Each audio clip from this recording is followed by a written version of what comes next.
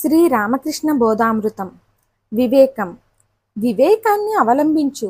కామిని కాంచనాలు మిథ్యాభూతాలు. భగవంతుడొక్కడే సత్యం. ధనం వల్ల ప్రయోజనమేమిటి? అది మనకు అన్న వస్త్రాలను నివాసాలని కనిపిస్తోంది అంతే. ధనం వల్ల నువ్వు ఎన్నటికీ భగవంతుణ్ణి చూడలేవు. ధనం పరమ పురుషార్థం కాదు.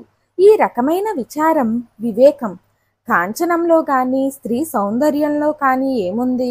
వివేకాన్ని వినియోగించి చూస్తే అతిలోక సుందరి శరీరం సైతం రక్తం, మాంసం, చర్మం, ఎముకలు, కొవ్వు, మజ్జ, చివరకు ఇతర జంతు శరీరం మాదిరే పేగులు, మలం, మూత్రం మొదలైన వాటితో కూడుకొని ఉందని బోధపడుతుంది.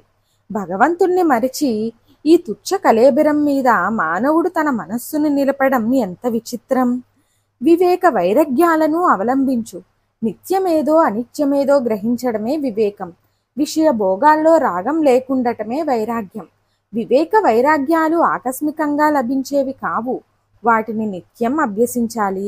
కామిని కాంచనాలను మొట్టమొదట మానసికంగా విడిచిపెట్టాలి. భగవద్ అనుగ్రహం ఉంటే ఆ పిమ్మట బాహ్యంగానూ అంతరంగంగానూ కూడా విసర్జింపవచ్చును. అభ్యాస యోగం చేత, నిరంతర ధ్యాన సాధనల చేత కామిని కాంచనాల పట్ల వైరాగ్యం అబ్బుతుంది. గీతలోనూ ఇలాగే చెప్పబడింది. నిరంతర సాధన చేత అసాధారణ శక్తి కలుగుతుంది. అప్పుడు ఇంద్రియాలను, కామాదులను సులువుగా నిగ్రహించగలుగుతాం.